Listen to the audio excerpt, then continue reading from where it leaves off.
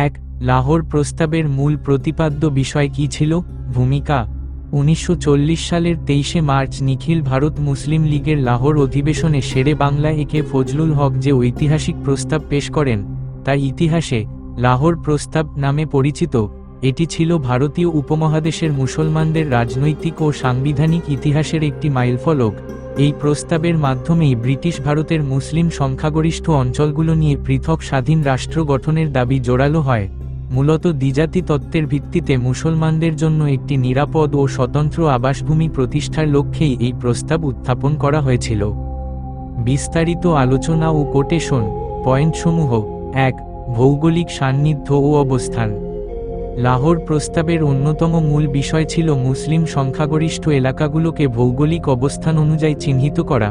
ভারতের উত্তর পশ্চিম এবং পূর্ব অঞ্চলের মুসলিম প্রধান এলাকাগুলো নিয়ে এই রাষ্ট্র গঠিত হবে। 2. সীমানা নির্ধারণ। প্রস্তাবে স্পষ্টভাবে বলা হয়েছিল যে ভারতের যেসব অঞ্চলে মুসলমানরা সংখ্যাগরিষ্ঠ, সেসব অঞ্চলগুলোকে প্রয়োজনমতো সীমানা পরিবর্তন করে একত্রিত করতে হবে। 3. সার্বভৌমত্ব ও স্বাধীনতা। প্রস্তাবে দাবি করা হয় যে ভারতের উত্তর পশ্চিম ও উত্তর পূর্ব অঞ্চলের স্বাধীন রাষ্ট্রগুলো হবে সম্পূর্ণ সার্বভৌম এবং স্বায়ত্তশাসিত। 4. মুসলিম স্বার্থ রক্ষা। প্রস্তাবে মুসলমানদের স্বার্থ রক্ষার বিষয়টিকে সর্বোচ্চ অগ্রাধিকার দেওয়া হয়। ব্রিটিশ সরকারের যে কোনো সাংবিধানিক পরিকল্পনা মুসলমানদের কাছে গ্রহণযোগ্য হবে না যদি না তা লাহোর প্রস্তাবের ভিত্তিতে হয়। 5. সংখ্যালঘুদের অধিকার। যেসব এলাকায় মুসলমানরা সংখ্যালঘু, সেখানে তাদের ধর্মীয়, সাংস্কৃতিক, রাজনৈতিক ও প্রশাসনিক অধিকার রক্ষার জন্য সংবিধানে কার্যকর ব্যবস্থা রাখার কথা বলা হয়। 6. অমুসলিমদের নিরাপত্তা।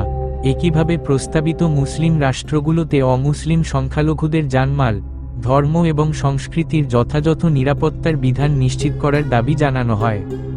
7. ফেডারেল শাসন ব্যবস্থার প্রত্যাখ্যান। লাহোর প্রস্তাবে 1935 সালের ভারত শাসন আইনের অধীনে প্রস্তাবিত সর্বভারতীয় ফেডারেল পরিকল্পনাকে সরাসরি প্রত্যাখ্যান করা হয়। 8. দ্বিজাতি তত্ত্বের প্রতিফলন। মোহাম্মদ আলী জিন্নার দ্বিজাতি তত্ত্ব বা টু নেশন থিওরি ছিল এই প্রস্তাবের মূল ভিত্তি, যেখানে হিন্দু ও মুসলিমদের আলাদা জাতি হিসেবে স্বীকৃতি দেওয়া হয়। 9. রাজনৈতিক অচলাবস্থার অবসান। তৎকালীন ভারতের রাজনৈতিক জটিলতা নিরসনে মুসলমানদের জন্য আলাদা ভূখণ্ডকেই একমাত্র সমাধান হিসেবে এই প্রস্তাবে তুলে ধরা হয়। 10. সংবিধান প্রণয়নের ক্ষমতা। প্রস্তাবে উল্লেখ করা হয় যে মুসলিম রাষ্ট্রগুলো নিজস্ব সংবিধান তৈরির পূর্ণ ক্ষমতা ভোগ করবে এবং তারা কেন্দ্রের নিয়ন্ত্রণমুক্ত থাকবে। 11. প্রতিরক্ষা ও পররাষ্ট্র নীতি। প্রস্তাবে এই স্বাধীন ইউনিটগুলোর প্রতিরক্ষা, পররাষ্ট্র এবং যোগাযোগ ব্যবস্থার মতো গুরুত্বপূর্ণ বিষয়গুলো কিভাবে পরিচালিত হবে তার ইঙ্গিত দেওয়া হয়েছিল। 12. ঐতিহাসিক গুরুত্ব।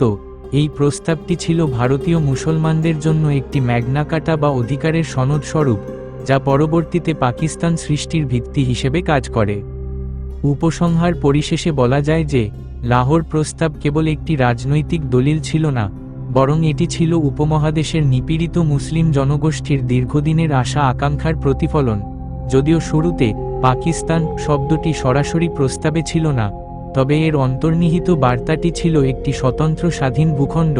এই প্রস্তাবের পথ ধরেই দীর্ঘ সংগ্রামের পর 1947 সালে ভারত বিভক্তি এবং পাকিস্তান ও পরবর্তীতে বাংলাদেশের অভ্যুদয়ের বীজ রোপিত হয়েছিল।